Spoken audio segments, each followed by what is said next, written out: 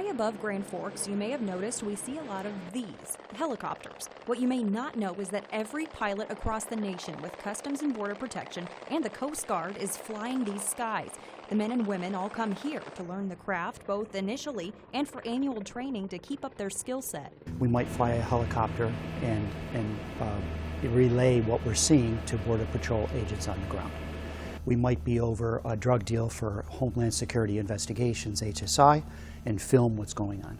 But it's not just training for the 14 pilots under the direction of Max Ratterman. These select few are based in Grand Forks, working day in and day out to protect you. They're all federal law enforcement officers with powers of arrest, immigration and customs officers of the United States of America as well. Officers that have a lot weighing heavily on their minds right now. Our pilot, who asked to remain nameless, tells us ISIS intelligence is actively searching for names of the men and women who protect our borders.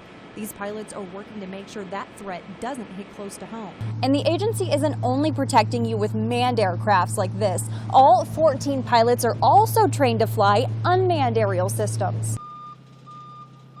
When I started, we did have unmanned aircraft, but they were basically used as targets for testing weapon systems. David Fulcher has been a pilot for 17 years. While he tells us the mission sets for Grand Forks' 4 manned versus 2 unmanned aircrafts are similar, the actual piloting comes with some serious disadvantages. Essentially, when you're flying an unmanned aircraft, you're operating a computer system on the ground that's talking to a computer system located on the aircraft. If you're looking at a computer monitor, you're sitting in a motion-free 1G chair instead of on an airplane where you're hearing things, smelling things, seeing things, and feeling them as you're flying.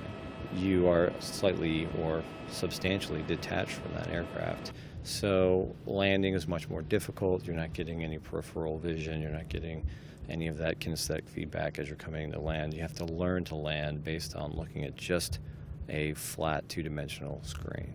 The unmanned systems allow the pilots to patrol not only the northern border, but our border with Mexico as well, from right here in Grand Forks. What's the craziest thing you guys have ever seen?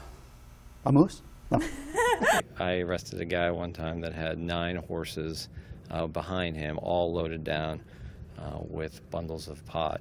And when we flew in on a helicopter and I jumped out, well, the horses went crazy, everything was running all over the place, and it took us about an hour and a half to round all that stuff back up.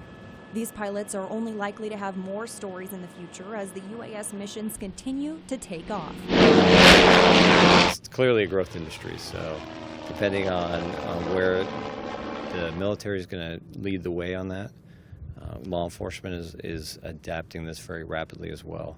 And I see commercial uses, obviously Amazon and Google are both looking at various unmanned aircraft options for industry in the future. An exciting time in the industry with technology that will hopefully help you sleep a little better at night in a community protected from the sky. All my pilots most of them have families. They love it here, and it's an honor and a privilege to help protect these people here with these air assets.